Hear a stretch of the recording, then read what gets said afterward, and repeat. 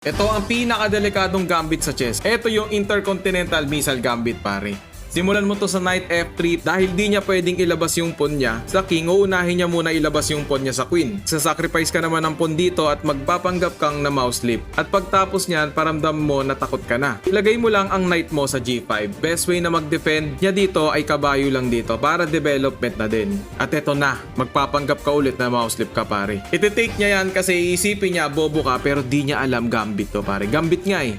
Ayan pare, gambit yan eh. Pagtapos niyan, tatakutin niya yung kabayo mo dito. At pag tinakot niya yan, tapos na ang boxing. Kung baga mabuhay man siya dito, pare, baldado yan. Huwag mo itakbo yung kabayo mo. Kainin mo lang tong pawn dito. Pag di niya pinansin, kainin mo yung rook o queen niya. Pero pag kinain niya ng king, eto na.